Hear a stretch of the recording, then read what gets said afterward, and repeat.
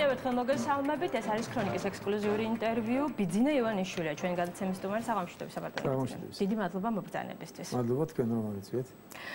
ერთი წელი გავიდა, წელიწადზე მეტი თქვენი პოლიტიკიდან წასulis შემდეგ, ამასობაში ძალიან ბევრი საინტერესო მოვლენა მოხდა, მათ შორის ერთმა სუბიექტმა დატოვა კოალიცია და სხვათა შორის თქვენმა ყოფილმა თანაგუნდელებმა ასეთი განცხადებების გაკეთება დაიწყოს.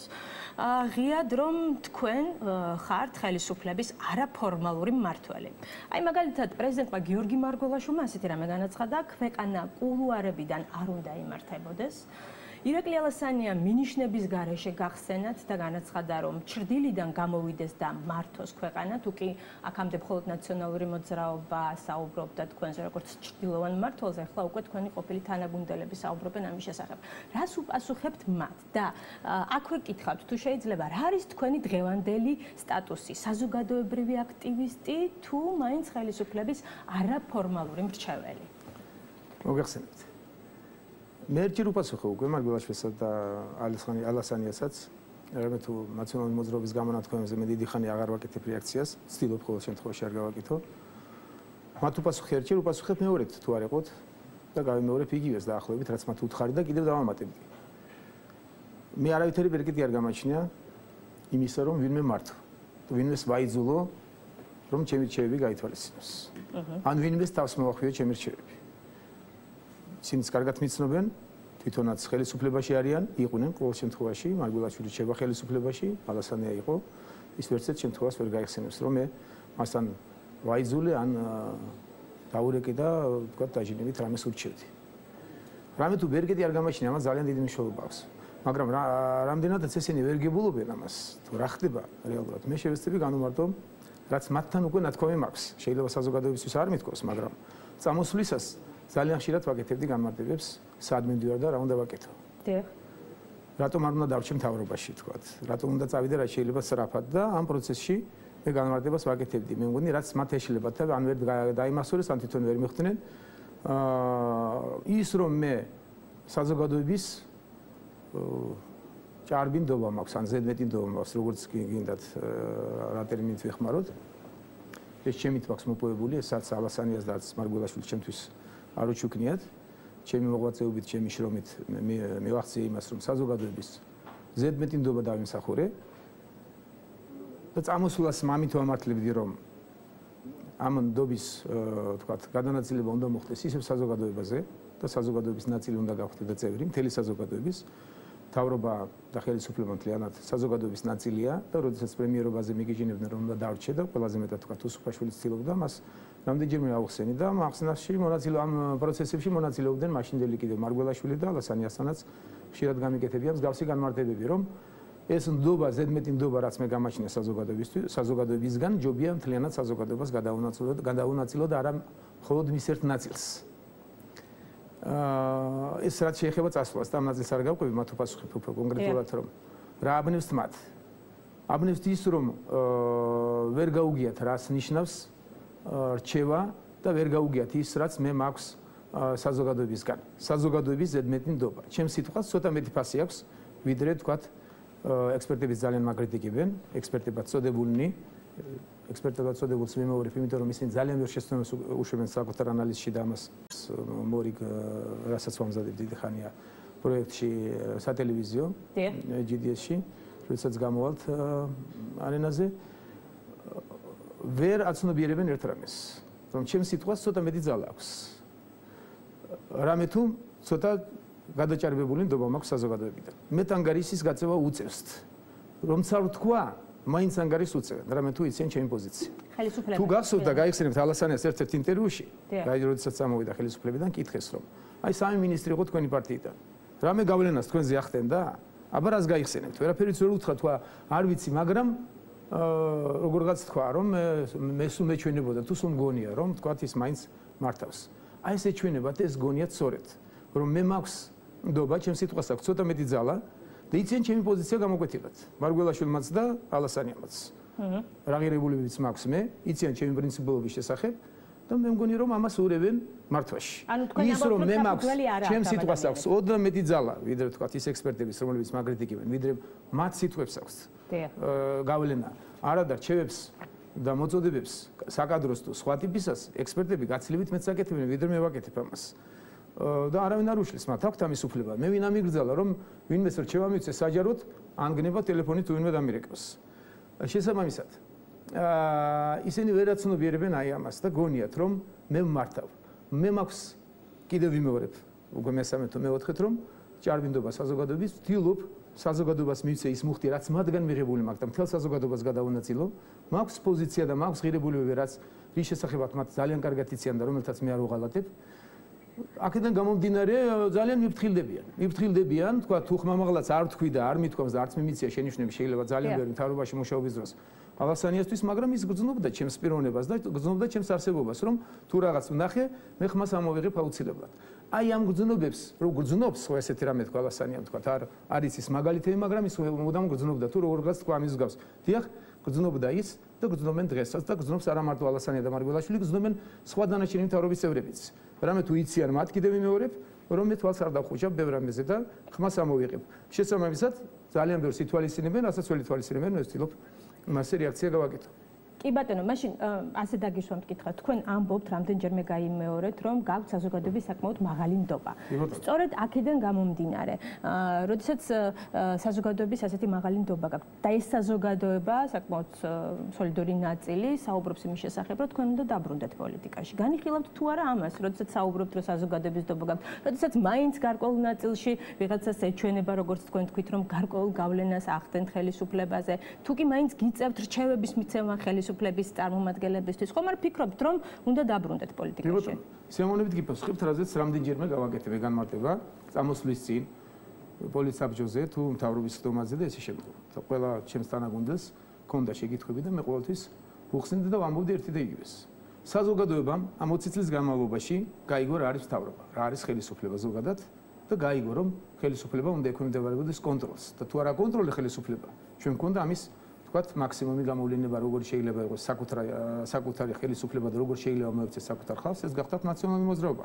მათი მმართველობის პერიოდში და ზოგი ჭირი მარგებელიაო დააჩქარა საზოგადოების განვითარება ამ მიმართულებით ნაციონალურ მოძრაობამ, რამე თუ საზოგადოებამ გააცნობიერა, რომ თუ კონტროლი არ მოახერხე, ვერ შეძლია სწორედ აირჩია და შემდეგ აკონტროლე საკუთარი ხელისუფლება, შეიძლება მიიღო ის, რაც მივიღეთ ჩვენ, რომელიც ძალადობდა საკუთარ ხალხზე, ჩვენივე ხელისუფლება.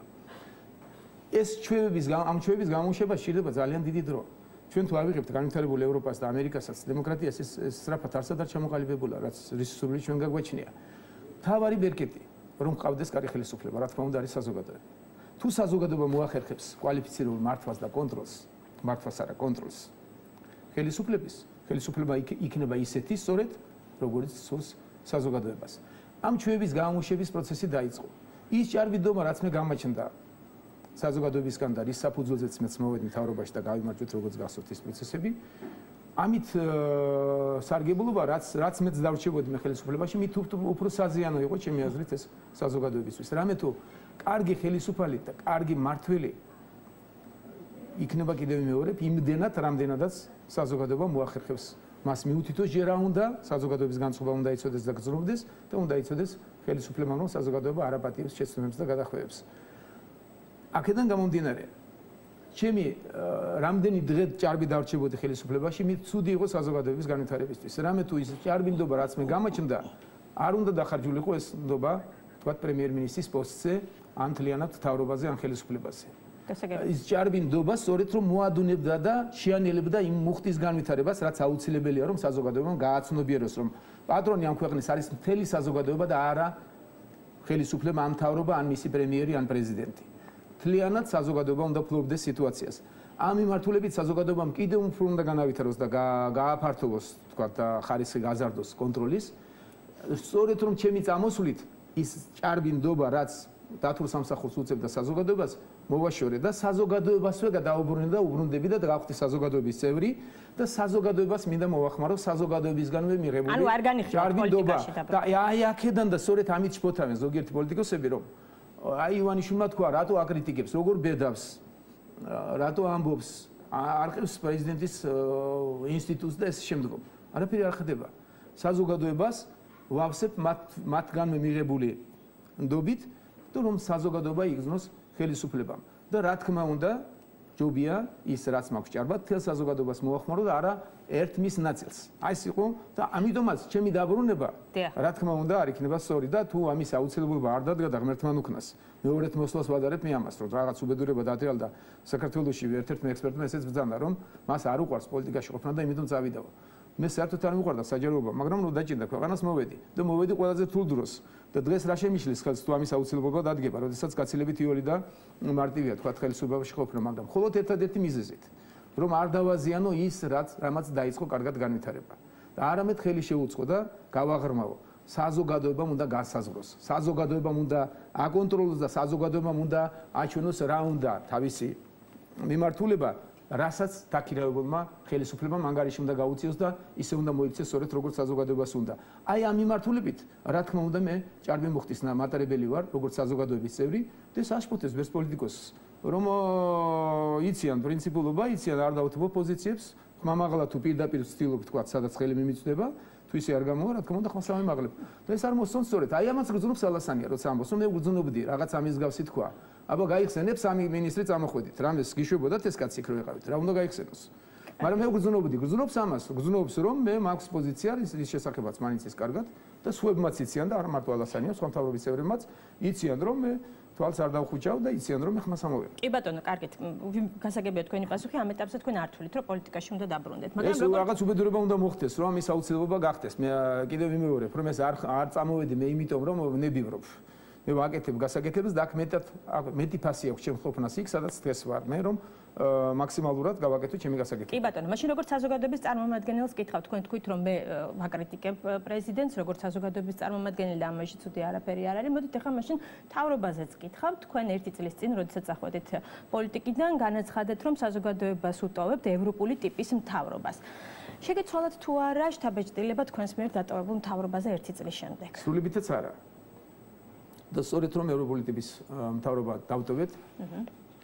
დავტოვე და დღესაც იგივე აზრიც ვარ. თუმცა მუდამ მაგრიდიკებდნენ რომ მე ვცდილობ თავი აბარიდო, ვთქვათ, კრიტიკას მთავრობის და მით უმეტეს ღარიბაშვილის. იმას, რასაც საზოგადოება კარგად აკეთებდა, მე არ ვიმეორებდი ელემენტარულად, გახსოვთ აჟიოტაჟი როგორი იყო პრემიებზე და სხვა ტიპის გადაცემებზე. იქ ჩემი ხმა გადაფარული იყო, აბსოლუტურად არ საჭიროებდა საზოგადოება იქ ჩემი ხმის ამოღებას, ძალიან კარგად ახერხებდა. ეთანხმებოდით საზოგადოების კრიტიკას? რა თქმა უნდა.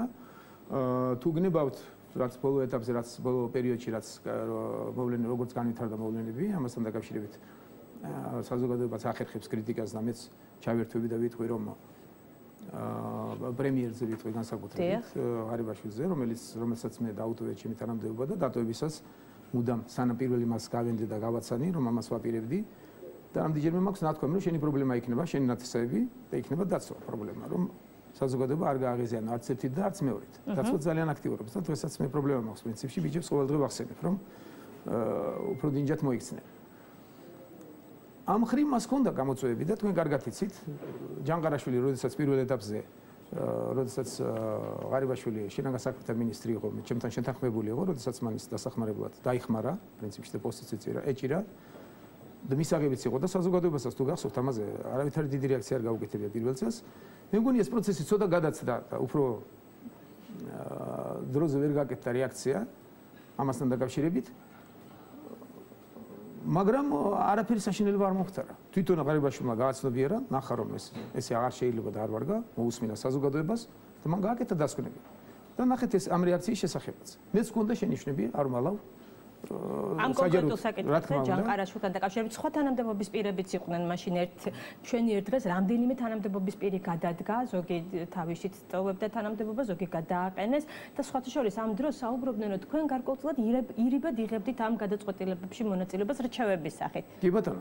და აი კარგია რომ აი რომა ჩხინკელი საკმაოდ დიდი თანამდებობა ეჭირა და ისიც რომ არ ჩათვალოს საზოგადოებამ და იმ ხალხმა ვინც განსაკუთრებით აქცენტებს აკეთებენ თითქოს მე ბრძანებელი ვარ ღარიბაშვილის და ყველა ჩემს რჩევას თუ შენიშვნას ღირსიერად ასრულებს ესე არ იყო რომა ჩხინგელზე რამდენჯერმე მაქვს ნათქვამი ირაკლისთან რომ ეს კაცი აქ არ უნდა იყოს ეს იყო გუნდის აქტიური წევრი ნაციონალური მოძრაობის მან გააკოტრა ქართულ ბანკი და აქაც რომ გაიგოთ რამდენჯერმე მაქვს ნათქვამი არ გაუკეთებია რეაქცია თანაც მე არადროს თავს არ ვახვევ და არადროს დაჟინებით არ ვითხოვ არავისგან საკუთარი შვილებისგანაც კი არ ვითხოვ და დაჟინებით მე ესეთი სორების ესი მაქვს მე შემიძლია რჩევა მიცერ ბილად და დავასაბოთ 6 თუ 7 თუ 8 თვის შემდგომ ეს მან გაითვალისწინა და გააკეთა. ჩემი გაითვალისწინა ვერ ვიტყვი ამ შემთხვევაში, ის თვითონ მიხვდა რომ ეს არ ვარგო და თუ მან გააკეთა დასკვნები და თქვენ ნახეთ შედეგიც, მაგრამ ის რომ მე გავათავისუფლე, ან მე ეს გავაკეთე, ამის თქმის საფუძველი არ აქვს.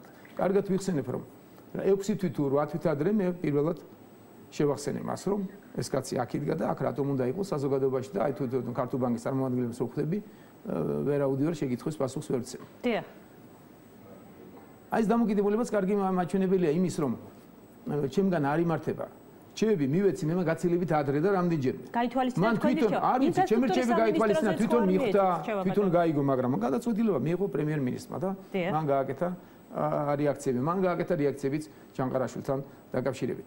ამ ხრივ ის თემები როგორც მაღლა აწეული, მე არ ვეთანხმები რა თქმა უნდა, რომ თითქოს ღარიბაშვილის ნათესები მართავენ მთელ საქართველოს და ეს ნაციონალური მოძრაობის კრიტიკა და ოპონირება თქვათ უკაცრავად ვარ, მაგრამ აი ანაგვიანებს პოლიტიკურ ველს. სწორედ რომ გაგიჭირდება გარჩევა და საზოგადოება ძალიან აფერხებს და ძალიან ხელს უშლის სწორი ანალიზის გაკეთებაში და მატრიცში მეც. იმდენ საუბრობენ და ყველაფერზე ამბობენ რომ შავია, რომ ძალიან უჭირს საზოგადოებას ამოარჩიოს რა ხდება. ჩვენ მაგალითად იცით რომ ტელეპროექტს ვაპირებთ საზოგადოება 2030 რომელიც დავაფუძნეთ ჩემი თაოსნობით და მატრიცში ჩვენ ვაპირებთ პერმანენტულად გავაკეთოთ დოკუმენტური ფილმები კორუფციასა და ნეპოტიზმზე. და მატრიცში აი როგორც შემოვალთ პირველი დავიწყებთ. ამას მე ძალიან მაინტერესებს. რომ ჟურნალისტებთან ერთად გავიგოთ სად არის სიმართლე. ჩემი გადმოსახედიდან არაფერი მსგავსი არ ხდება. და ის რომ ეს თემა ზედმეტად ანგაჟირებულია და პრემიერს მუშაობაში ხელს უშლის, ამასაც კარგად ხედავ. სხვა შორის ეს ფილმები მოქმედ თავრობაზეც იქნება, ბატონო? რა თქმა უნდა, აბა მოქმედზე იქნება სწორედ. და როდის გავა? სწორედ გავა ალბათ ძალიან თებერვლის ბოლოს, მარტის დასაწყისში, როდესაც ჩვენ ვაპირებთ გასვლას ეთერში. ამასთან ერთად კიდევ ბევრ რამეს ვაპირებთ, თქვათ მრავალსერიანი ფილმის, მხატვრული ფილმის გადაღებას ვაპირებთ 9+1, ისეთი სათაურია დღეს და ძალიან სერიოზულად მუშაობთ. 9+1 ალბათ მიგანიშნებთ ნაციონალური მოძრაობის მმართველობაზე მინდა რაღაც მრავალსერიანი 200 სერია ამ უფრო მეტი მხატვრული ფილმის გაკეთება. შემოდგომის ალბათ ზად გვექნება. დიახ. 2 წლის ანალიზსაც ვაკეთებთ და Facebook-ის საშუალებით მოგაცვით, რაც 2012-დან დღემდე ვაკეთებთ მატრიცში ხელისუფლების მთლიანად ანალიზს არასამთავრობოების და ესე შემდგომ მთელი საზოგადოების იმ აქტიური ნაწილის, რომელიც საზოგადოების საინტერესოა. ამას ყველაფერს მოგაცვით. ანუ სერიოზული გეგმები გაქვთ სატელევიზიო როგორც უკვე ხვდები და აქტიურად თებერვლის ბოლოს უნდა ელოდოს მაყურებელი თქვენს ეკრანზე გამოჩენას. რას ელით მაშინ? მე ბოლოს კი მქონდა შემონახული თქვენი სატელევიზიო გეგმები, მაგრამ რადგან პოლიტიკაზე უკვე თქვით, რომ პოლიტიკაში არ ბრუნდებით, მაშინ რას ელით ამ სატელევიზიო პროექტის გამოდონებაზე? პირველ რიგში ჩემი სურვილია და მთელი წელიწადია მე ვეძებ ტრიბუნას ისეც, რომელიც დაეხმარებოდა საზოგადოებას სწორი ინფორმაციის მიღებაში და სწორი ანალიზის გაკეთებაში. ეს პროექტი მიუხედავად იმისა, რომ მცირეა, დიდი ესე გავა, მე იმედი მაქვს, რომ პრინციპული გარდატეხა შევიტანოთ მედია სივრცეში. ის რომ რუსთავიორი, რომელიც დღეს აგრძელებს სიცრუის მანქანის როლში ყოფნას და აგიტაციას უკეთებს და პროპაგანდას ეწევა ნაციონალური მოძრაობის და საერთაშორისო არ გამორჩეს. ეს ხელისუფლება, რომელსაც სუსტად მიიჩნევა, რომ და პირველი შემთხვევაა საქართველოს ისტორიაში, რომ მას ხელი არ მიუწვდება არანაირ მედია საშუალებებს. და ამასაც მე ძალიან ვაკონტროლებ, რომ იცოდეთ, რომ ეს უნდა დარჩეს და ესე უნდა იყოს. ხელისუფლებას არ უნდა კონდეს თავისუფლური ტელევიზიები. და ასეთ სიტუაციაში, როდესაც ხელისუფლება ვითარდება და ქვეყანა სწორი მიმართულებით მიდის და ამ დროს ამბობენ სუსტია და ამას ყველაფერს უძლებს, რაც ხდება, რომ ოპოზიციური ნიშა დაიჭირა ნაციონალურ მოძრაობა, დღის ეს რიგს და იდეოლოგიას კარნახობს რუსთავიორი, საუბედურო სხვა მედია საშუალებები ძალიან ხშირად კაი ფონს უქმნიან ამას და საერთო ჯამში ძალიან მძიმე სურათი ეხატება, საზოგადოება ძალიან უჭირს სწორი ანალიზის გაკეთება და ამ ფონზე, როდესაც თავრობა აგრძელებს სწორ სვლას, სწორ კურსს, ეკონომიკაც ვითარდება და ყველა მიმართულებით მე ვთვლი რომ მიღწევები აქვს, თუ ზოგადად თავრობას დავახასიათებთ, რა თქმა უნდა, ეს არ არის ის, რასაც ცდილობენ ზოგიერთი ექსპერტი, რომ დააფუძნონ ნაციონალებთან ერთად, რომ უუნარო და სუსტი მთავრობა. პირიქით ესეთ სიტუაციაში, რომ ყველაფერს ხმის უფლება აქვს, მედია აბსოლუტურად თავისუფალია, არათუ თავისუფალია მედია. ყველაზე ძლიერი მედია საშუალებები ოპოზიციის ხელშია დღეს, რომელიც 10 წლის განმავლობაში აგებდნენ ამ სიცრუის მანქანას, კარგად იციან როგორ უნდა გააკეთონ აგიტაცია და პირდაპირ მნიშვნელობით აგიტაციას აკეთებს ნაციონალური მოძრაობის. ნაციონალური მოძრაობის აგიტაცია კიდევ კარგად მოგახსენება სიცრუეა. სიცრუე რომ მთავრობა არის უუნარო და ცუდი რომ დიქტატურა და ესე შემდგომ რასაც თვითონ აკეთებდნენ და ეს ფორმები მათ გამოხატეს კარგად ასწავლეს საზოგადოებას როგორ შეიძლება იყოს ცუდი მთავრობა ამას ყველაფერს ახლა ავრცელებენ რომ დღევანდელი მთავრობა გახლავთ სწორედ ისეთი და ესე შემდგომ ამ ფონზე რა თქმა უნდა სიტუაცია არის ძალიან მძიმე მე ძალიან დიდი იმის ვიტოვებ რომ პროექტს რომელსაც ჩვენ GDS-ზე ყოველდღიური იქნება 5 დღე იქნება კვირაში და გვექნება შაბათს ან კვირას შემაჯამებელი საინფორმაციო არა ანალიტიკური გადაცემა თქვენ იქნებით ჩართული აუცილებლად ვიქნები და ძალიან აქტიურად ვიქნები ჩართული მე მაქვს დიდი იმედი რომ შეიცვალოს თამაშის წესი რომ ის კარნახობს დღის თემებს და თქვათ წესრიგს რუსთავი 2 აი ამ პატარა პროექტით მე შევეცდები რომ მედია სივრცე არ დავაზარალო და ამ დროს ეს აქცენტები გადაადგილდეს და საზოგადოებას მიეწოდოს და აქცენტები გაკეთდეს ძირითადად არა იმაზე რასაც მოისურვებს სიცურის მანქანა არამედ ის რაც რეალურად ჭირდება საზოგადოებას მისი განვითარებისთვის და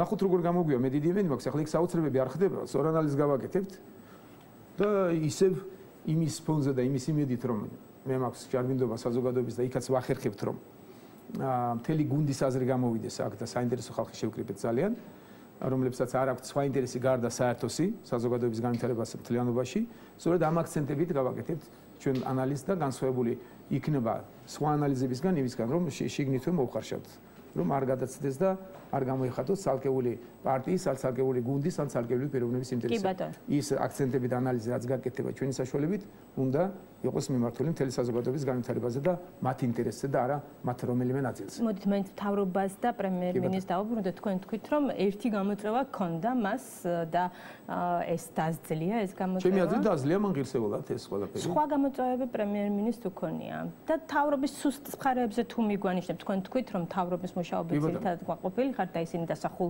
მიზნებს ახორციელებენ რა აქვს სუსტი მხარე ამ მთავრობას?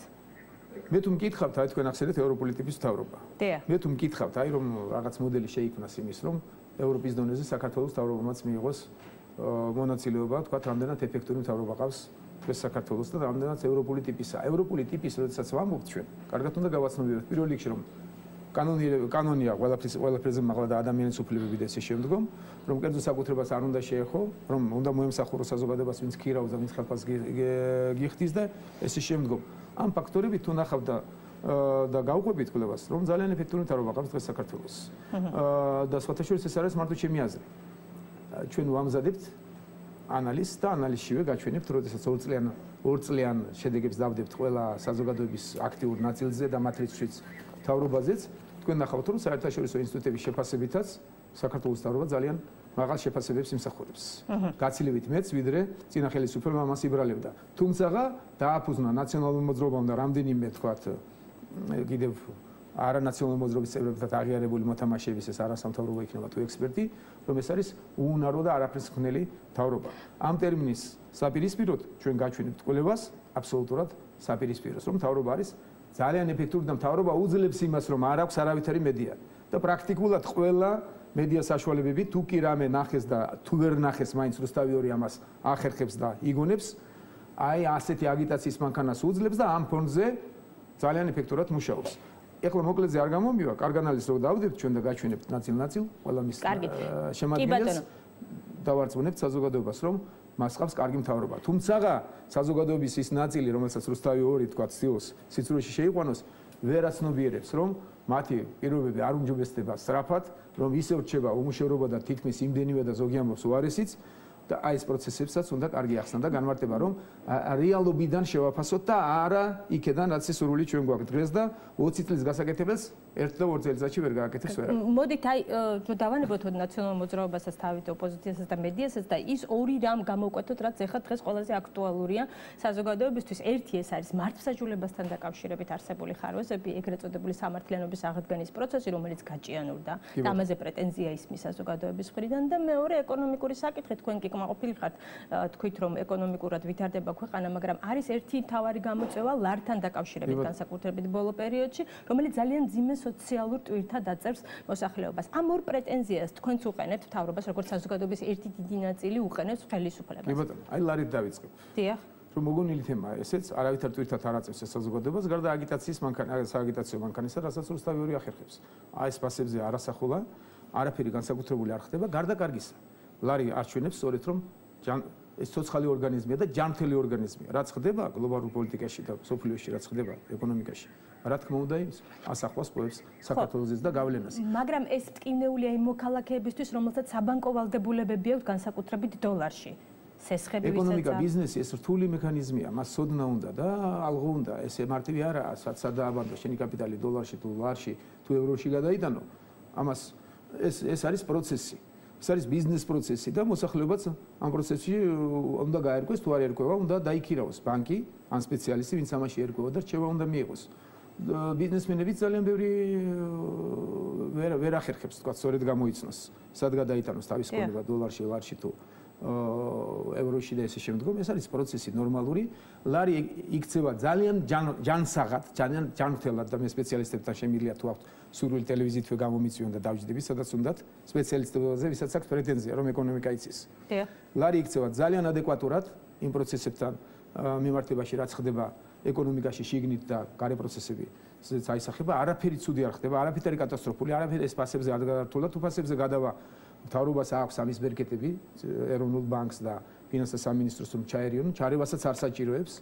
და ნახეთ გარე ექსპერტების რამდენიმე გამონათქვამი, რომ ძალიან აქებენ, რომ ძალიან ჯანსაღად იქცევა და ძალიან სწორად იქცევა, არაფერი ცუდი არ ხდება, მაგრამ ეს თემაც მუდმივი თემა არის ნაციონალური მოძრაობის, რომ როგორმე ეკონომიკა დაანგრიონ. ეს არის მათი ოცნება, რომ ცეცხლსავში ქვეყანა იწვევდეს, მათი განცდა დაკმაყოფილდეს. ადრე რა ეს გუნდი იყო ფუფუნებაში, ერთი ჯგუფი ცხოვრობდა და გვარწმუნებდნენ ვირტუალურ სამყაროში ვაყოფებდნენ ყველას, რომ ყველანი კარგად ცხოვრობთ.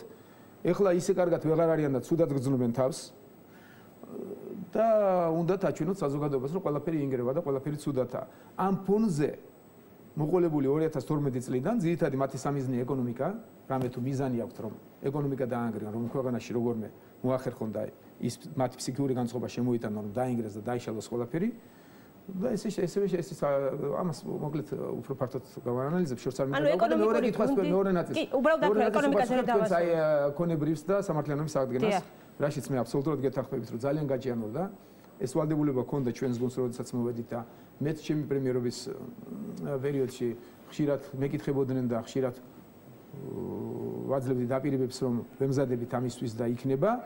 თუ მიაქციეთ ყურადღება პრემიერმა გააკეთა განცხადება ბოლო დროს, რომ თებერვლიდან ეს პროცესი დაიწყება და როგორც მანს თქვა და მეც ვიცი, რომ არის ამის მზაობა, ეს არ არის მარტივი პროცესი. გამართლება არ უნდა, მე მესმის საზოგადოების კარგად რომ ძალიან დაგვიანდა, მაგრამ ეს არ დაგვიანებულა ვიღაცის სუბიექტური მიზეზების გამო, ან ვიღაცას ეს მიავიწყდა, ან ვიღაცას არ სურდა. ამისთვის იყო ფინანსები მოსაძიებელი, იყო შესაბამისი სტრუქტურები შესაქმნელი და ესე შემდგომ. თუმცა ეს პროცესი შეჩერებული არ იყო. მიდიოდა დორეთ ძალიან ბევრმა მოახერხა, მაგრამ აბსოლუტური უმრავლესობა არის იმ განცდის და მოლოდინის პროცესში, რომ ეს ყველაფერი მოხდეს. და აი ნახოთ, თებერვალში დაიწყება, ამას სჭირდება შესატყვისი თანხები. როგორც ვიცი, მინიმუმ 1 მილიარდზეა საუბარი, რაც ჩვენთვის არც თუ ისე ცოტაა. ეს პროცესიც გავლილი აქვს. ჩემთანაც მახსოვს, რომ იყო რაღაც შეკითხვები, მეც ჩემი პოზიცია დავაფიქსირე. არ იყო მარტივი პროცესი და არ არის ეს მარტივი პროცესი და როდესაც დაიწყება ნახავთ, რომ და დაიწყება ახლოს დროში, როდესაც როგორც გვირდება პრემიერი. რა თქმა უნდა, ეს ვალი აქვს გუნდს, რომელიც მე მოვიყვანე და ჩემთან ერთად მოვიდა. ამას დასჭირდა ეს დრო და პროცესში კიდევ ერთხელ დავინახავთ, რამდენად სწორედ დასჭირდა ეს დრო, ან შეცდომები იყო დაშვებული.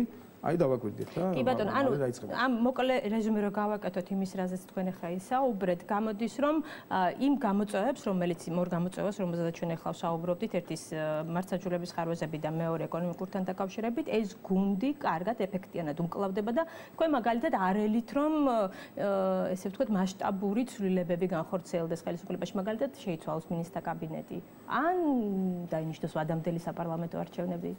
ვადამდელი საპარლამენტო არჩევნებს რაც შეეხება ცალკე თემაა, რაც შეეხება მთავრობას, მე ვფიქრობ, რომ ძალიან ეფექტურია, ცვლილებები მოახდინა და მოახერხეს ნახეთ ჭიგაიძის გადადგომა. როგორი ღირსეული იყო და როგორი დროული იყო. უკვე დაფუძნდა სხვა ღირებულებები. სხვანაირი მთავრობა მოვიდა და გახსოვთ, გაიხსენეთ ხვედელიძის გადადგომა თავის დროზე. კირვალიძის გადადგომა გაიხსენეთ ჩემი პრემიერობის დროს. მთავრობამ გაიგო, რომ საზოგადოებას უნდა უსმინოს. სხვა სტანდარტების მთავრობაა დღეს. მე ვერ ვხედავ ვერავითარ ის აჟიოტაჟი, რაც მედიაში ისე როგორ ახერხებენ, მე არ ვიცი რომ ხან ღარიბაშვილს ესხმიან თავს, ხან დანარჩენ წევრებს, მე მსგავსი არავითარი წარმოდგენა არ გამაჩნია, რომ მთავრობის შეცვლის აუცილებლობა ან მით უმეტეს ღარიბაშვილს რამე ემუქრებოდეს, მე ვერაფერს ვერ ხედავ ამის უზგავს. აი ამას ჭირდება კარგი ანალიზი და ჩვენი პროექტით მე ძალიან ვჩქარობ, რაც შეიძლება. ერთი ისეც არ აქვს სივრცეს GDS-ის სვათაშორის, ის ერთ-ერთი რაც გადის გადაცემა სრულდება და ხვალიდან ვიწყებთ იქ შეტანას. დეკორაციის და მე იმას უნდა კიდევ რეპეტიციები და ესე შემდგომ და მე თებერვლის ბოლოს მარტის დასაწყისში ალბათ მოვახერხებთ. კარგი ანალიზია საჭირო და კარგი განმარტებები საზოგადოებისთვის, რაც დღეს კვალიფიციური ανალიზი აკლია, ჩემი აზრით მედია სივრცეს და ჩვენ ამ ნიშას ალბათ შევავსებთ და გავუიოლებთ საზოგადოებას ინფორმაციაზე სწორი აქცენტების გაკეთებას. მე ვერაფერს ვერ ხედავ მსგავს, რომ მთავრობა უნდა შეიცვალოს, რას ერჩიან მთავრობას და რა უნდათ. აი რა ფუჭდება, რა არ კეთდება, ამის მიხედვით უნდა გავაკონტროლოთ და გავაკრიტიკოთ მთავრობა. მისი ცალკეული მიმართულება დავიწყოთ, გინდა ენერგეტიკის სამინისტრო ავიღოთ, გინდაც ეკონომიკის სამინისტრო ავიღოთ, გინდაც ფინანსის სამინისტრო ავიღოთ, გინდაც ცალკე აღებული პრემიერი. აი რას უნდა აკეთებდეს და ვერ აკეთებენ. აქედან უნდა წამოვიდეს და არა ზოგადად. ნახეთ უმუშევრობა. უმუშევრობა ის რაც 20 წელიწადში გასაკეთებელია, კიდევ ვიმეორებ, ნელ-ნელა დაიწყება პროცესი. იქნება აუცილებლად აღმავლობის ეტაპი იწყება საქართველოში და აუცილებლად პერსპექტივა დღითი დღე გაიზრდება. აი ამის ანალიზსაც გავაკეთებთ, ოღონდაც ჩვენი ემოციურობით, ქართველური ემოციურობით, რომ 20 წლის გასაკეთებელი გვინდა და სულსწრაფობით ერთ დღეში და 2-3 და 4 წელიწადში მივიღოთ, ამას ვერ მივიღებთ. ამას უნდა კარგი ანალიზი და კარგი დანახვა. რეალობიდან უნდა გავაკეთოთ ანალიზი. რეალური შესაძლებლობიდან, მთავრობის რეალური შესაძლებლობიდან, რისი გაკეთება შეიძლებოდა და ვერ აკეთებენ, ყველა კრიტიკა უნდა გამოვიდეს და ვადამდელ საპარლამენტოზე რას მეთქვათ? მე არ ვისურვებდი პირადად. მე ძალიან მინდა რომ ქართველები მივეჩიოთ საქართველოს საზოგადოება, ქართული საზოგადოება მიეჩიოს რომ კანონის ჩარჩოებში ვიცხოვროთ და კონსტიტუციას მოусმინოთ ყველაზე მაღალ კანონს, როგორც არის დაგეგმილი და ესე შემდგომ. ჩემი სურვილი არ იქნებოდა, ამის აუცილებლობასაც მე ვერ ხედავ. მაგრამ არაფერი არ უნდა გამოვრიცხოთ და თუ ეს პროცესები ისე განვითარდება, რომ ამის აუცილებლობა დადგება, არავითარი კატასტროფა მაშინ არა. თუმცა არ იქნებოდა კარგი და ჯობდა რომ ეს ყველაფერი კონსტიტუციურად განვითარებულიყო და ალბათ დიდი ალბათობით ესეც იქნება. კარგით. ბოლო დროის ყველაზე გახმაურებულ საქმეს შევეხოთ იური ვაზაგაშვილის მკვლელობას. ამ მკვლელობას ბევრი მისი შვილის საქმის გამოძიებას უკავშირებს, ამის შემდეგ რამდენიმე ადამიანმა პროკურატურაში, საგამოძიებო უწყებებში, შინაგან საქმეთა სამინისტროში თანამდებობები დატოვეს იმ ადამიანებს, რომელთაც კორტების საქმესთან რაიმე სახის შეხება ჰქონიათ. და ზოგადად ყველა გახმაურებულ საქმესთან დაკავშირებით ისმის ერთგვარი პრეტენზია, რატომ არის მათი გამოძიება გაჭიანურებული. ხომ არ უშლის ამ პროცესებს სწორედ წინა ხელისუფლების დროს ამა თუ იმ საგამოძიებო უწყებაში მომუშავე პირების არსებობა. თქვენ როგორ ფიქრობთ, რა არის ამ საქმეების გამოძიების ხელის შემშლელი ფაქტორი? ეს არის ძველი კადრები, ახალი კადრები, ხელმძღვანელობის პროფესიონალიზმი თუ ნება? კი ბატონო, მოგახსენებთ. პირველი ის ტრაგედია, რაც დაატრიალდა საქართველოში და რაც მოხდა კიდევ ერთ შეიძლება მიუსამძიმოთ ოჯახსასთან მთელს ქვეყანასაც. სუბედური ეს იყო ყველაზე დიდი გამოწვევა თუ გნებავთ ახალი ხელისუფლების და ახლა ასეთი ვთქვათ ძაფრი კითხვა და გამოწვევა არ ქონია ხელისუფლებას და მას რა თქმა უნდა შესაძლოა პასუხი უნდა გაეცეს და ყველაფერი უნდა გააკეთოს პროკურატურამ რომ საქმე გამოიძიოს და დამნაშავეები დაისაჯნონ აუცილებლად შესაძლოა კანონისა. რაც შეეხება ზოგადად პროკურატურის ეფექტიანობას და გახმაურებულ საქმეებზე მათ რიცხვში და მიზეზებს, რომ ძველი კადრების არის ეს თუ სხვა მიზეზები არსებობს, მე ჩემ დროს დაიწყო და მე ძალიან რაც შემეძლო ეხმარებოდი, ძალიან ბევრი კადრი შეიცვალა პროკურატურაში. მე ვფიქრობ, რომ დღევანდელი პროკურატურა არის გაცილებით იმაზე ეფექტური, ვიდრე საზოგადოებაში არის დამყარებული დამყარებული აზრი, როგორია დღეს პროკურატურა და პროკურატურაზე აქვს ძალიან დიდი პრეტენზიები. ერთ-ერთი ობიექტური მიზეზი, რითაც თქვა ჭიანურდება გახმაურებული და ან სხვა ტიპის საქმეების გამოძიებაც, გახლავთ ის, რომ სასამართლო, რომელიც აბსოლუტურად გათავისუფლებული ახალი ხელისუფლების ზეწოლისაგან და მე ვარ ამის გარანტი, როდესაც პრემიერი ვიყავი, ყველაფერს ვაკეთებდი ამისთვის და რაც არ ჩანდა ეკრანზე, ყველაფერს ვაკეთებდით, ყველა მიმართულებით, რომ დაგვემტკიცებინა სასამართლოსთვის, რომ გარდა სამართლიანობისა, მათგან ახალი ხელისუფლება არაფერს არ მოითხოვს და არც ერთ ნაბიჯს არ გადადგავს და გააკეთებს იმისთვის, რომ რაიმე ტიპის კონტროლი სასამართლოზე განხორციელდეს.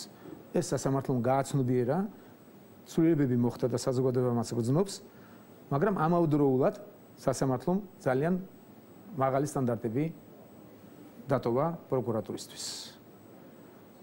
ის, რასაც ჩვენ მიჩვეული ვიყავით ნაციონალური მოძრაობის დროს, რომ როგორც უნდათ და ძალიან სწრაფად თქვათ, პროკურატურაც ახერხებდა და სასამართლოც ღებულობდა გადაწყვეტილებას, ესე მარტივი პროცესი აღარაა. სასამართლო კიდევ ვარწმუნებს საზოგადოებას, რომ ახალი ხელისუფლება დაწყებული ჩემიდან და დღევანდელიც ვერ გაბედავს და მომავალშიც უნდა ეს გაკონტროლდეს ძალიან მკაცრად, რომ არ ჩაერიოს სასამართლო ხელისუფლებაში. ეს არ ხდება, მაგრამ სასამართლომ დატოვა ძალიან მაღალი სტანდარტები გამოძიების და კვლევის. და პროკურატურა ამ მიმართულებით ჩემი აზრით ძალიან გაიჭრიდა ბრჭყალებში ალბათ, რომ საზოგადოებას გაუჩნდა განცდა, რომ პროკურატურა არის არაეფექტური. ამ დროს მიზეზი სხვაშია. პროკურატურა დაკომპლექტდა ახალი კადრებით, ძველი კადრებზე რაზეც აქვთ კიდევ განცდა საზოგადოებას მე წავიკითხე შოთაძის განცხადება, რომ არავინ არაა და ვერავის ვეღარ ასახელებენ, თუ დაასახელებენ რეაქციასაც გააკეთებენ. აი ესაა პრობლემა მე მგონი, რომ სტანდარტებია ძალიან მაღალი. სასამართლო აღარ ღებულობს უბრალოდ შეკრულ საქმეს პროკურატურისგან. და მტკიცებულებები ძალიან უჭირს მათ. რამე თუ მოწმეები, ძალიან დიდი ნაწილი იმ გახმაურული საქმეებისა მოწმეებისა მე მაქვს ხედულობაში გაქცეულები არიან და ზებნაში იმყოფებიან საზღვარგარეთ. ძალიან დიდ ნაწილს არ უნდა რომ ჩვენებები მისცეს და აი ეს პროცესი ამ მიზეზით ჭიანურდება და ჩემი აზრით პროკურატურა აბარებს ძალიან კარგ გამოცდას. მათ დიდი პრობლემები აქვს და ამ პრობლემებში ჩემი აზრით უახლოეს დროში ჩვენ გვეყოლება ძალიან ეფექტური პროკურატურა. რამე თუ ისინი აცნობიერებენ რომ სტანდარტები თამასა ძალიან მაღლა აწეული სასამართლოში, მტკიცებულებები უნდა იყოს ძალიან გამყარებული და მოწმეები და აი ესაა პროცესი. აი ეს პროცესია ჩემი აზრით ყველაზე მეტი როლი აქვს ამ პროცესს სწორედ რომ საზოგადოებაში ჩდება ის განცდა თითქოს პროკურატურა არაეფექტურია. ამ დროს სასამართლოს მაღალი სტანდარტები და უნდა იყოს კიდეც მაღალი სტანდარტები დაწესებული, პროკურატურა ამას ეჩვევა, ეგუება და ეს იწვევს გაჭიანურებას ზოგიერთი პროცესი. ეს ჩემი აზრით, მე რასაც უყურებ ანალიზს და რაც მომისმენია და წამიკითხავს რეაქციები პროკურატურის. ანუ ფიქრობთ პროკურატურა ეფექტიანია უბრალოდ სასამართლოს ოღონდაც ეს ხდება ახალი ტიპის პროკურატურის ჩამოყალიბება, რასაც საზოგადოება შეგვებული არ არის, რომ ერთ კვირაში შეეძლოთ საქმეები დაედოთ და ნაცებმა ამას მიგვაჩვიეს. და სასამართლოს ამას როგორც უნდა და იგივე გადაწყვეტილებას ებულობდა რასაც დებდა პროკურატურა, ესე აღარაა. სასამართლო პროკურატურისგან ითხოვს ძალიან მაღალ სტანდარტებს და ესეც უნდა იყოს. და პროკურატურას ეს ჩვევები არ ქონია საქართველოში საერთოდ გამომუშავებული. არც ერთ დროს. აი ახლა ეს პროცესი მიდის სწორედ და კარგია. კარგია, მაგრამ ვერავინ ვერ ითქვის, რომ რაღაც საქმეებია გადაგდებული და არ იძიებენ. და დროში დაველოდოთ, მოთმინებით დაველოდოთ. მე დარწმუნებული ვარ, რომ აზაგაშვილის საქმე გამოიძიება და გამოიძიება ობიექტურად და ვერავინ ვერ გადაურჩება სამართალდამცავ სტრუქტურებს და ყველა მიიღებს შესატყვისს. კი ბატონო, სხვა შორის სასამართლოს რადგან ვეხებით, ეხლა ამ დღეების განმავლობაში დღის ერთ-ერთი ვთქვათ მთავარი და აქტუალური თემა ვინ იქნება უზენაეს სასამართლოს თავმჯდომარე, იმიტომ რომ როგორც უკვე საზოგადოება იმითი კოტეს კუბლაშოს უკვე ეწურება თავისი უფლებამოსილება და საზოგადოებამ ჯერ კიდევ არ იცის კანდიდატის შესახებ, ვინ შეიძლება დაეკავოს ეს თანამდებობა. თქვენ ხო არ გაქვთ რაიმე არა მაქვს არც უნდა გქონდეს. არა მაქვს არც უნდა გქონდეს და პრინციპულად არ ვერევი სწორედ ამ პროცესებში. გასაგებია. თანაც ეს პრეზიდენტის პრეროგატივა რომ მან უნდა დაასახელოს. ზედმეტად წევს თამასას ისევ, ამას მიეჩვია პრეზიდენტი როგორმე თავისი ერთ-ერთი რაც შემიძლია ახალი შენიშვნა მივცე, რომ ეს დააფუძნა რომ პირველი პირი ქვეყნის. და ეს თავის მისი Facebook-იდან დაიწყო და როგორც იქნა საზოგადოებაც ამას ყველა იმეორებს მთელი მედია. ეს უნდა შინაარშიც გადაიტანოს, ფორმალურად მართლა ესე იწოდება სახელმწიფოს მეთაური, მაგრამ რეალურად კონსტიტუციით მას აქვს ის უფლებები, რაც კონსტიტუცია მიანიჭა და ეს არ არის ძველი პრეზიდენტის და პრეზიდენტის საპრეზიდენტო რესპუბლიკის მქონე პრეზიდენტის უფლებები, რაც მას აქვს. ცდილობს შინაარშიც ეს გადაიყვანოს ეს ფორმა და ძალიან მაღლა წევს იმ თემებს, რაც მისი პრეროგატივაა. და ეს აი მოსმენების თემა მახსოვს რომ ახალგაუგებრობას მოახერხა და ახალგაუგებრობაში შევიდა ამ პროცესში და შემიძლია გავაკრიტიკო აქაც ის განცდა რაც მას აქვს რომ გუნდმა რომელმაც მოიყვანა აუცილებლად მისი ოპონენტი და ოპოზიციაშია ამ განცდის მიფარვა კი უნდა და არასამთავრობოებით შეეცადა ამ პროცესში აი მოსმენების პროცესში პრეზიდენტმა შემოიყვანა არასამთავრობოები რომელზედაც სხვადასხვა ჩვენ თალკიკვლევას ვაკეთებთ აი ვინც არიან მთავარი თავრობაზე დიდი არასამთავრობოები რო არიან. არასამთავრობოები არა, პიროვნებები, ლომჯარია, გიგაური, კოჟორიძე, ჩვენ საინტერესო კვლევას დავდებთ მათზე და ძალიან ბევრი კითხვები გვაქვს. თვითონ მათზე გვაქვს ძალიან ბევრი კითხვები, რამდენად და ამის უფლება გვაქვს. ტაბუ დაადეს, არასამთავრობოებს ვერ შეეხები და ცდილობდნენ კიდევ პრეზიდენტის ინსტიტუტს არ უნდა შევხებოდით და არ უნდა გაიუკრიტიკებია. რა კითხვები გაქვთ არასამთავრობოებს? ამას კვლევაში დავდებთ და გავჩვენებთ ამ სამ პიროვნებაზე განსაკუთრებით, რომელიც ყველაზე აქტიურია. პრეზიდენტი ამ მოსმენების პროცესში შეეცადა ამათთან ერთად და მათზე თავის შეფარებით არ ეჩვენებინა საკუთარი პოზიცია, მაგრამ ის არსად არ დაიმალა. ისე ყველანაირად ცდილობდა რომ ეჩვენებინა რომ ეს განკარგავს და განსაზღვრავს ყველაფერს და ჩემი აზრით ახალ გაუგებრობაში მოხვდა და მე მას მოუწოდებდი რომ ის რაც გააჩნია ის გამოიყენოს ეფექტურად და მას საკმაოდ ბევრი ბერკეტები აქვს და დიდი ბერკეტები აქვს და პოზიცია დააფიქსიროს ის რაც ქვეყანას სჭირდება. არა ვინმე ან მას ან სხვა პიროვნებას რაც სჭირდება ქვეყანას და ქვეყნისთვის არის სწორი და გეთილი აი მიმართულებით გააგრძელოს და გააგრძელოს ფუნქციონირება. რაც შეიძლება სასამართლოს ესე უბრუნდები. ამ პროცესსაც ძალიან მაღლა წევენ თავიდან, მე ვფიქრობ, ხელოვნურად ამასაც ახერხებენ, რომ აი რაღაცას აკეთებს მარგველაშვილი საოცრებას და რაღაც მანიპულირებები მიდის აქაც. ევალებს და დაასახელოს დროულად და დაასახელოს არაფერი არ ხდება. აყავს მაგის გუნდი ამოირჩიოს დაასახელოს პარლამენტს თავისუფლებები აქვს და ესა დაიწყეს აჟიოტაჟი სამდენიმე თვით ადრე. აჟიოტაჟის ნაცვლად ჯობია კვალიფიცირებულად იფიქრონ, გააკეთონ ის რაც გასაკეთებელია და საზოგადოება შეაფასებს ამას. ყოველგვარი ზემოთ აწევის გარეშეც შეფასდება ვინ რას აკეთებს და როგორ აკეთებს. გასაგებია, პრეზიდენტს ეს ზუსტად ერთი წლის წინ, როდესაც თქვენ იყავით ჩვენი გადაცემის სტუმარი, პრეზიდენტზე თქვენ განაცხადეთ, რომ მან იმედები გაგიცრუათ. სხვა შორის იმავე გადაცემაში თქვენ ფავორიტად დაასახელეთ ირაკლი ღარიბაშვილი, პრემიერ-მინისტრი, დადებითად დაახასიათეთ მერობის კანდიდატი, რომელიც თქვენი რეკომენდაციის შემდეგ ჯერ კანდიდატად დასახელდა, შემდეგ უკვე გახდა მერი დავით ნარმანია. რა სიტყვით ახლა დღეს, ირაკლი ღარიბაშვილზე უკვე ვისაუბრეთ და დავით ნარმანიის მუშაობა როგორ მოხდა? და შეხება პრეზიდენტს და პრემიერს კიდევ გავავლეთ პარალელს, რომ იმედგაცრუება რას ნიშნავს, რომ ეს მოვიდა და გუნდმა ვინც მოიყვანა, დღე ოპონირებს და უნდა როგორმეს დაფაროს. იმ გუნდმა ვინც მას აქვს უფლება ოპონირებდეს გუნდს. პრეზიდენტი ყავს ხედულობაში. მიუხედავად იმისა, რომ პოლიტიკურ კორექტულობაზე შეიძლება კითხვები დავსვათ, ამის უფლება მაქვს მეც და სხვასაც, მაგრამ უფლება ამის გააჩნია. მისი ქმედება და იყოს ოპონირებდეს და იყოს ოპოზიციაში, მაგრამ პოზიცია მისი, ვისაც არ უნდა ოპონირებდეს, არა მარტო მარგველაშვილი, არამედ ნებისმიერი პოლიტიკოსი. და ამით მინდა ვისარგებლო და ყველას მოუწოდო, რომ პოლიტიკოს, რომელსაც თუ პოლიტიკურ პარტიას რა თქმა უნდა ის საკუთარ თავსა და საკუთარ პარტიაზე ზრუნავს ჯერ და მე ქვეყანა ახსენდება, მაგრამ ჩვენ საზოგადოება შევაფასებთ იმ ნიშნით, რამდენად მათი საკუთარი პოზიციები ემთხვევა ქვეყნის ინტერესებს და საზოგადოების ინტერესებს. აი აქედან შეფასდება ნებისმიერი პოლიტიკოსის ქმედება. მათ რიცხვში ეს ღარიბაშვილი იქნება თუ მარგველაშვილი, რომ საკუთარი პოლიტიკური პოზიცია უნდა თანხმედროში მოვიდეს, მან მოვიდეს ქვეყნის ინტერესებთან. ვისაც უნდა მას გაუწიოს ოპონირება, ვისაც უნდა მასთან გადავიდეს ოპოზიციაში, ამის უფლება ყველა პოლიტიკოსს აქვს. ოღონდაც ქვეყანას ნოივიწყებენ. ეს მათი ოპონირება არ უნდა აზიანებდეს ქვეყნის საერთო ინტერესებს და აი ამ კუთხიდან და ამ ჩარჩოებიდან ყოველთვის მე შევეცდები გავაკრიტიკო პოლიტიკოსი. რამდენად მისი სადაც არის ის პოზიციაშია თუ ოპოზიციაშია, მისი პოზიცია ემთხვევა საზოგადოების და ქვეყნის ინტერესებს. რაც შეეხება ნარმანიას, მე თავში ვთქვი, როდესაც ნარმანია დავასახელე, გამოვაცხადე, რომ მერის კარგი კანდიდატი იქნებოდა. მე ვფიქრობ, რომ არ შემსდარვარ. ის მეთოდურობა, რაც მას ახასიათებს, პროფესიონალიზმი, რაც მას ახასიათებს, ვერ მოვიდა მთლიანად შეწყობაში თბილისის მერობასთან დასაწყისში განსაკუთრებით. ამავდროულად, როდესაც ნაციონალურ მოძრაობა ცდილობდა მისთვის საბოტაჟი მოეხდინა და ესე შემდგომ. და რაღაც ეტაპზე თქვენ სამჩნევდით და საზოგადოებას, რომ მას გაუჭირდა. ჩვენ უნდა შევეჩვიოთ. ნარმანია თავისთავად, რა თქმა უნდა იყოს მაქსიმალურად ეფექტური და მაქსიმალურად ეცადოს განახორციელოს ის ფუნქციები, რაც მას კონსტიტუციით ევალება ეფექტურად, მაგრამ საზოგადოებაც უნდა შევეჩვიოთ. მე მომწონს მისი მეთოდურობა. თუ გინდ მისი ინერტულობაც კი, რაც ზოგჯერ წინააღმდეგობაში მოდის ქართულ ხასიათთან. აუცილებელია მართვაში, თუ არ გინდა შეცდომა დაუშვა, გაზომვა, ათჯერ, 10ჯერ და მერე გაჭრა. და არა ის, რაც მიგვაჩვია ერთმა კაცმა. რასაც მიგვაჩვია ერთმა კაცმა და სწრაფად მიდიოდა 2 წელიწადში ასაშენებას აშენებდა 2 თვეში და მე ის ინგრევდა და ფუჭდებოდა. რა თქმა უნდა, მანაც უნდა გაითვალისწინოს ქართული ხასიათი და თბილისური განსაკუთრებით, ის თბილისელი არ გახლდათ. და არ გახლავთ ამას ზოგიერთი თბილისელი შფოთავს და გონიათ რომ ეს რაღაც მაღალი წოდება თბილისელობა და ამას ხას უსვამენ რომ ეს თბილისელი რომ არ არის, ამიტომ უჭირს მასთან შეგვება, მაგრამ ის არის ძალიან მეთოდური და არის კარგი პროფესიონალი.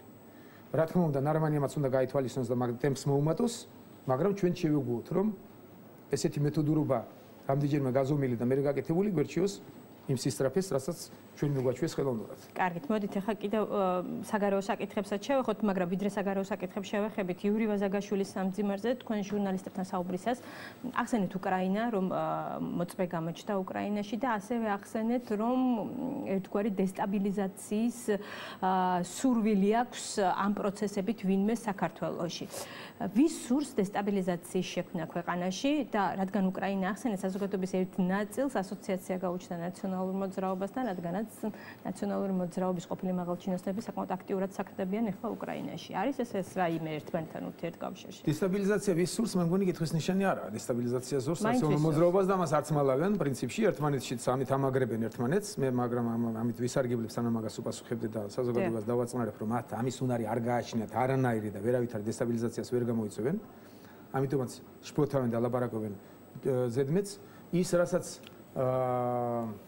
სააკაშვილი თავისი მოწოდებით რომ ქართველებს ეძახის უკრაინაში საომრად და ზოგიერთმა ტელევიზიამ და მათრისში თქვენმაც ეს ჩემი აზრით არასწორი მიმართულებით განავითარეს რომ ქართველი ახალგაზრდები იქ უნდა წავიდნენ საკუთარ შვილებს მოუწოდონ პირველ რიგში ამ მომწოდებლებმა ვისაც სურვილი აქვს რომ ქართველები უნდა წავიდნენ და უკრაინაში უნდა დაიხოცნონ და ვისაც ამის სურვილი და განცდა აქვს მოქალაქეებს და მათრისში ჟურნალისტებსაც საკუთარი შვილები დაიწყონ და მაგალითია ჩვენამ თუ ამის ძალიან დიდი სურვილი აქვს მაგრამ მე არ ვთვლი ესე რომ და ძალიან ბევრმა პოლიტიკოსმა გაამართლა ეს რაც სააკაშვილს უნდოდა და ჩემი აზრით შეცდომები დაუშვეს რა თქმა უნდა ძალიან ცუდია რომ ქართველები გარდაიცვალნენ ისინი ცდილობდნენ ჩვენს მეგობრებს დახმარებოდნენ და ესე შემდგომ ამახსაც შეუძლია ანგარიში გაუწიო და თანაგზნობაში შეხვიდე მაგრამ მოწოდებები რომ ჩვენ უნდა წავიდეთ უკრაინაში მეორე მხრიდან ქართველები წავიდნენ რუსეთის მხრიდან იომონდა ესე შემდგომ ეს არის არასწორი და არის ცდარი უკრაინას რაც შეეხება და იქ დასაქმებას ქართველების რომლებიც ზებნაში არ არიან მე არ გავაკეთებდი ამაზე ცუდ რეაქციას დამოუკიდებელი სახელმწიფოა ჩვენი მეგობარი სახელმწიფოა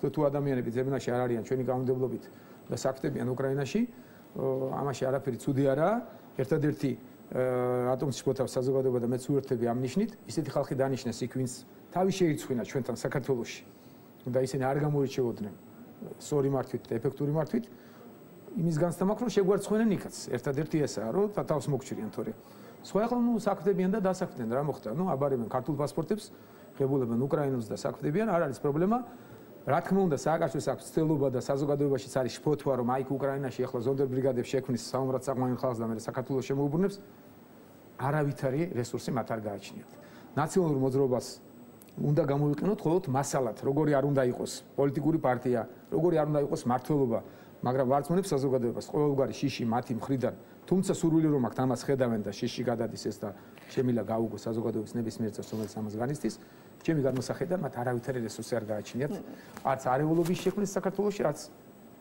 და არც დაბრუნების. რადგანაც მაინც თქვენ დაუშვით ესეთი ვარაუდი დესტაბილიზაციასთან დაკავშირებით, სურვილი ერთია და მეორეა განხორციელების შესაძლებლობა, მაგრამ რადგანაც ვსაუბრობთ ამის შესახებ, აქვს არსებულ გუნდს იმის რესურსი, რომ ამ სიძნელეს გაუმკლავდეს, თუნდაც მით უმეტეს, როდესაც ჩვენ უკვე ახალი შინაგან საქმეთა მინისტრი გვყავს ვახტანგ გომელაურის. მე არ გავაკეთე ვახტანგ გომელაურის რა თქმა უნდა შემიძლია შევაქო, რომ არის უაღრესად პრინციპული და წესიერი ოფიცერი და ასახელებენ ჩემთან როდის მუშაობდა და ავიწყდებათ რომ 2 წელიწადის იყო მინისტრის მოადგილე და უნიკალურად გადაალაგა ის სფეროები რაც მას ექვემდებარებოდა და ებარა. მე არ გავაკეთებდი აქცენტებს არც გომელაურზე არც სადაცვის მინისტრზე. თლიანად საზოგადოებაზე გავაკეთებდი აქცენტს. არეულობასთან დაკავშირებით თქვენ გვაქვს თუ არა რესურსი. საზოგადოებას აქვს რესურსი და არა მთავრობას. მთავრობას საზოგადოებამ უნდა მოახერხოს რომ კანონები დაიცვას. ადამიანის უფლებები არ დაარღვიოს, კერძო საკუთრებას არ შეეხოს და იყოს კანონმორჩილი და შეასრულოს ის ფუნქციები, რაც ევალება კონსტიტუციით. და ამას ძირითადად ახერხებს ხელისუფლების ყველა შტო, არა მარტო მთავრობა. რა თქმა უნდა, არის შეკითხვები პატარა, მაგრამ ასეთი მსგავსი შეკითხვები არსებობს ნებისმიერ სახელმწიფოში. სხვა შემთხვევაში, აქვს თუ არა რესურსი საზოგადოებას, ამას ვიტყოდი მე და არა მთავრობას. ჩემი აზრით, ჭარბად გაგვაჩნია ეგ რესურსი, რომ ჩვენ ვართ, კიდევ ვიმეორებ, ძალიან ხანგრძლივი კულტურის, უწყვეტი გენეტიკური კულტურის მატარებელი ერი და ხალხი და არ არის მარტივი ჩვენი ესე მოთხოვება. ის რაც მოხდა იყოს ცუდი, მაგრამ დიდი მაგალითი ჩვენთვის, რომ გაგვეგო, როგორი შეიძლება იყოს ხელისუფლება ნაციონალური მოძრაობის დროს, ძალიან ცდილობენ, არიონ საზოგადოება. თავრობა არის ესეთი როგორიცაა, ვინც იჭერს ამ სიტუაციას, არაფერს აცაულს არ ახდენს. არავითარ ვარსკვლავებს არ წყვეტს არც ერთი. არც მე ჩემი მეთაურობით უგნებავთ, როდესაც თავრობაში ვიყავი, არაფერს აცაულს არ ვაკეთებდი. თავარია ვიცავდი კონსტიტუციას ესევე ხდება ახლა, იცავენ კანონებს და ასრულებენ საკუთარ ფუნქციებს. დანარჩენს საზოგადოების მზაობა განსაზღვრავს ყველაფერს. თუ საზოგადოებას წამოიკიდებენ, უკაცრავად ამ სიტყვებს, წამოიკიდებენ და ცდილობენ კიდეც, მას თავრობა ვერ გაუძლებს. ძალიან ცდილობენ. აი, აგით მანქანა, სიცრუის მანქანა მუშაობს, ყველაზე მძლავრად და მძაფრად რუსთავი 2. საუბედურო ძალიან სხვა ვებრი მედია სხვაც აძლევს ამას ფონს და უწყობს ხელს, მაგრამ გარდა იმისა, რომ ნერვიულობს საზოგადოების ბევრი წევრი, არაფერი რეალური არ ჩანს და არც გამოჩნდება. ეს პროცესები, რა თქმა უნდა, ცუდია და ძაბავს საზოგადოებას. ხელს უშლის და აფერხებს თუ გენებავთ ეკონომიკის განვითარებასაც. მაგრამ უნდა გადავიტანოთ ესეც და გადავიტანოთ სწორედ ესეთი ფორმით. და ნუ რა ვიცი, ნუ ახს ის განცდა და სურვილი და უნდა დავეტაკოთ. ახლა ვიღაცები უნდა დავიჭიროთ, ჩავყაროთ ან რაღაც პასუხი ვაგებინოთ. დაველოდოთ სასამართლოს, დაველოდოთ პროკურატურას და შევეჩვიოთ, რომ ჩვენი საზოგადოების წევრები შეიძლება იყვნენ ისეთნი, როგორც არის დღეს ნაციონალური მოძრაობის წევრები. მათ აქვთ უფლება იცრუონ. მაგრამ ჩვენ ეს სიცრუე არ უნდა ჭამოთ უკაცრავად. და არ უნდა მივიღოთ. ჩვენ ეს უნდა ვისწავლოთ და შევეგუოთ და შევეჩვიოთ ამას. სხვა დანარჩენი, ყველა სოფელს ყავს თავისი ერთი გიჟი, ესე ითქვიათ რა. კი ბატონო, არის და კარგი მაგალითიც არის, გავიზარდოთ მათზე. ჩვენ ესენი ჩვენი მოქალაქეები არიან, ჩვენ ვალდებული ვართ მათ ანგარიში გავუწიოთ, ჩვენ ვალდებული ვართ ყველაფერი გავაკეთოთ იმისთვის, რომ მათ ამ ქვეყანაში ეცხოვრებოდეს და კარგი იქნება თუ სასარგებლო შრომას გასცემენ და საზოგადოების განვითარებაზე იზრუნებენ სიცრუის ნაცვლად და ესეც ჩვენ უნდა ვიცადოთ, ესეც ჩვენი ვალია, ვისაც ხელგვეწიფება და ვისაც შეგვიძლია რომ ისინი უფრო ეფექტური წევრები გახდნენ ჩვენი საზოგადოების. გასაგებია, მოდით საგარეო საკითხებსაც შევეხოთ, რადგანაც უკრაინა ვახსენეთ. როგორ ხედავთ საქართველოს, რომ ზოგადად უკრაინა რუსეთის კრიზისში და რა რისკებს და საფრთხეებს ხედავთ საქართველოსთვის ამ ფონზე? ჩვენ უნდა მოვახერხოთ, პატარა სახელმწიფო ვართ ჩვენ. და უნდა მოვახერხოთ, ჩვენი ადგილი კარგად გავიგოთ, ჩვენი როლი კარგად გავიგოთ და ყველაზე რთულ სიტუაციებშიც ჩვენ ნახოთ ჩვენი ადგილი. წარმოგიდგენიათ, ეხლა რომ ნაციონალური მოძრაობა მართავდეს იყოს ხელისუფლებაში, დღეს რაც ხდება უკრაინაში, რა იქნებოდა საქართველოში. ალბათ წარმოგიდგენიათ და წარმოუდგენიათ ძალიან ბევრ მოქალაქეს. ყველაფერს ვაკეთებდი თავის დროზე მე და დღევანდელი ხელისუფლებაც, რომ ჩვენი შესაძლებლობიდან გამომდინარე სწორი ადგილი დავიჭიროთ. რა თქმა უნდა, მაქსიმალურად უთანაგრძნობთ უკრაინის ხელისუფლებას და ეხლა შემიძლია გავიმეორო ეს რაც ხდება, არის უბედურება და კატასტროფა უკრაინაში. ჩვენ გარდა ჩვენი პოზიციისა და ამ გამოხატვისა, რაც ეხლაც მოვახერხე, კიდევ რაც შეგვიძლია, იმას აკეთებს დაახლოებით ხელისუფლება. რომ ეს სახიფათოა ჩვენთვის დღეს იქ რაც ხდება. პირადად ჩვენთვის, სახიფათოა მთელი სოფლიოსთვის ეს. სახიფათოა მთელი ევროპისთვის თუ გნებავთ. ამ ნიშნით და ამ კუთხით სახიფათოა რა თქმა უნდა საქართველოსთვისაც, მაგრამ არა უფრო მეტი. რისი დახატვასაც ისევ ცდილობს ნაციონალური მოძრაობა და ცდილობს რომ ქართველი ახალგაზრდები წაიყვანოს და აუმოს უკრაინაში. თუ უკრაინა საჭიროებს დახმარებას, ეს უნდა სახელმწიფო დონეზე გადაწყდეს. როგორც ჩვენი ჯარისკაცები იბრძოდნენ ავღანეთში და საერთაშორისო თანამეგობრობასთან ერთად ღებულობენ მონაწილეობას, ესეთი მზაობა ქართულ სახელმწიფოს უნდა გააჩნდეს და გააჩნია დღესაც. მაგრამ არა მოწოდებებით ცალკეული პიროვნებებისა, რომ საით წაიყვანოს და როგორც წაიყვანოს, ესეც სახელმწიფოს დონეზე უნდა წყდებოდეს და რეგულირდებოდეს და კანონით უნდა რეგულირდებოდეს, ეს იქნებოდა კარგი. ზოგადად რაც ხდება კატასტროფაა, ის რუსეთსა და უკრაინას შორის, ის რასაც აკეთებს რუსეთი დღეს პრობლემას უქმნის არა მარტო რეგიონს, კიდევ მეორე, არამედ მთელ სოფლიოს. ჩვენ გვაქვს ძალიან პატარა როლი ამ პროცესებში. არავითარი ჭარბი და ზედმეტი ხიფათი, იმაზე მეტი, რაც შეიძლება განიცდიდეს ევროპის სხვადასხვა ნაწილი და მთლიანად სოფლიო საქართველოში მე ვერ ვხედავ ამის გაზვიადების სურვილი აქვს ისევ ნაციონალურ მოძრაობას, რომ როგორ მაქსიმალური ჩართულობა მოახდინონ უკრაინაში და აქედან იქ წავიდეთ საომრად ესე შემდგომ, რაც ჩემი აზრით არის არასწორი.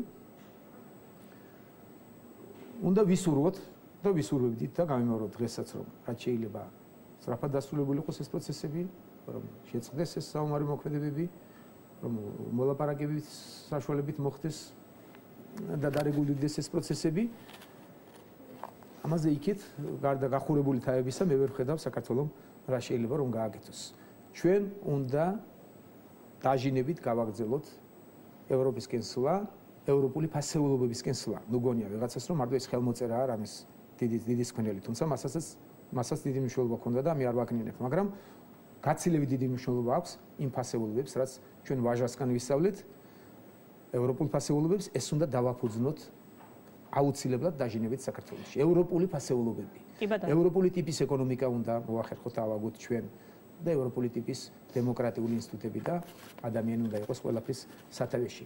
აი ეს უნდა ამ პროცესებს უნდა მივხედოთ ყველაზე მეტი და პრეტენზია რაც ჰქონდა წინა ხელისუფლებას რომ გლობალურ თამაშებში უნდა ჩართულიყო და შაბლიდან მარდებოდნენ ჩვენ ეს საუბედუროდ საკუთარ თავზე უკვე ვიცნობთ რაც მივიღეთ შედეგი ამის შედეგად აი დაახლოებით ესე დავახასიათებდი მე ამ პროცესებს ის რაც უკრაინის მთავრობაში ინიშნება რა თქმა უნდა კითხვის ნიშნები ბევრია მაგრამ ამასაც შევეგუოთ დამოუკიდებელი სახელმწიფოა და პატივი ვცეთ მათ აქვთ ამის უფლება და აკეთებენ კიდევ რატომ და როგორ ანალიზში შეიძლება ეს გამოვიყენოთ მაგრამ არ გადავაჭარბოთ არ უნდა ამასაც ისტერიკული დახატვები ვისურვოთ რომ სწრაფად დასრულებული იყოს და რაც მთავარია ჩვენს თავზე და ჩვენს ადგილზე ვიფიქროთ რომ სწორად და სწორი პოზიცია დავიჭიროთ ყოველთვის კი ბატონო, აი ჩვენს თავზე რო ვიფიქროთ და ჩვენს პრობლემებთან დაკავშირებით რუსეთის საკითხს უნდა შევეხოთ, რუსეთი უქმნის მსოფლიო თანამეგობრობის პრობლემას, როგორც თქვენ აღნიშნეთ და უქმნის პრობლემებს საქართველოსაც სულ ბოლო მოვლენები გავიხსენოთ, ეგრეთ წოდებული სამოკავშირეო ხელშეკრულება, რომელიც მათ გააფორმეს როგორც სამხრეთ ოსეთთან, ესევე აფხაზეთთან. ხელისუფლებას თქვენი პრემიერ-მინისტრობის დროსაც, ასევე დღესაც გაცხადებული აქვს ეგრეთ წოდებული კონსტრუქციული, პრაგმატული პოლიტიკა რუსეთთან. ფიქრობთ, რომ ამ მოვლენების ფონზე ღირს ამ კონსტრუქციული პოლიტიკის შენარჩუნება რუსეთთან ხომ არ არის ეს პოლიტიკა გადასახედი? მე ავთვლი ესე, რაც შეეხება ამ პროცესებს, რა თქმა უნდა, ეს კიდევ ერთი ნაბიჯი ანექსიისკენ, მაგრამ რეალობა ამით არ შეცვლია. დე ფაქტო რაც ჩვენ მივიღეთ ოკუპირებული ტერიტორიები და რაშიც სააკაშვილმა პირადად და მისმა მთავრობამ ძალიან ცუდი როლი ითამაშეს, ძალიან მძიმე როლი ითამაშეს.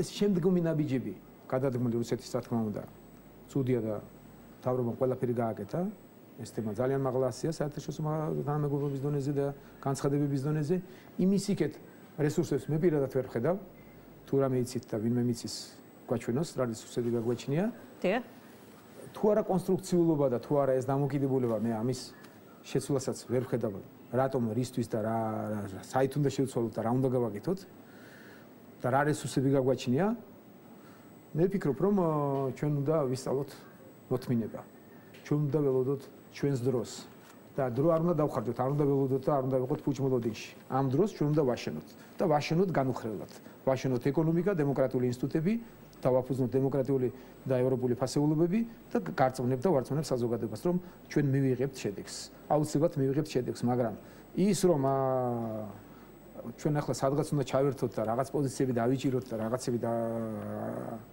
არ გვაქვს ჩვენ ამის რეალური საშუალება და ეს კარგად უნდა ვიცოდეთ. და უნდა მოთმინებით ზოგჯერ შეურაცხყოფილად გვექცევიან, უნდა გადავიტანოთ.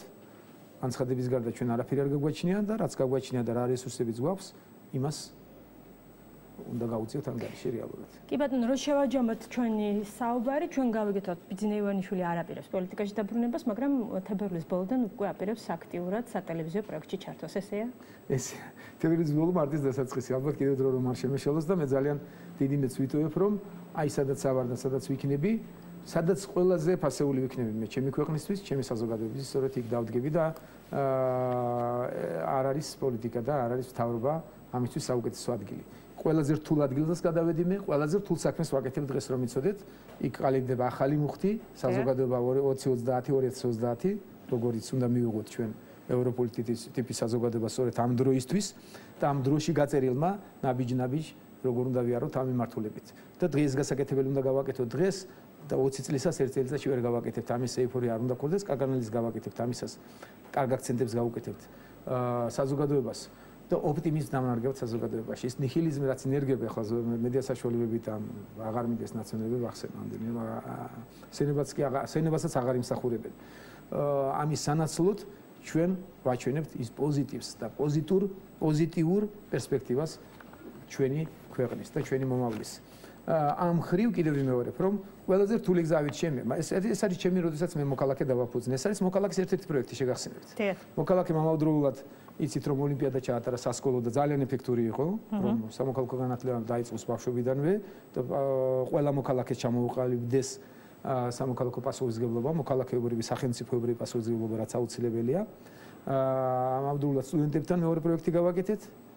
მესამე პროექტს აგერ ერთ კვირაში, ორ კვირაში მოგაწვდით ალბათ, დაახლოებით 2 კვირის განმავლობაში, როდესაც მედია მონიტორინგის დაფინანსება დაიწყო მოქალაქემ, ისევ მოქალაქემ, რომ ობიექტურობასა და პროფესიონალიზმის ხარისხზე კეთდება მონიტორინგი მედიის და თქვენთვისაც საინტერესო იქნება განსაკუთრებით ალბათ უახლოეს ერთ კვირაში, მაქსიმუმ ორ კვირაში მოგაწვით პირველ შედეგებს, ჩვენ აგვისტოდან დავიწყეთ ეს კვლევები და ყველაზე რთული ჩემთვის შესასრულებლად გახდა სწორედ GDS-ში ეს 2030 დავარქით ამ საზოგადოება 2030 და იმ პროექტს სატელევიზიოს, რომელსაც ჩვენ ვაკეთებთ და მე ძალიან დიდი იმედი მაქვს, რომ ძალიან პოზიტიურ და კარგ სამსახურს გავუწევთ საზოგადოებას, რომ გავერკვეთ სად ვართ ჩვენ და რა გვინდა.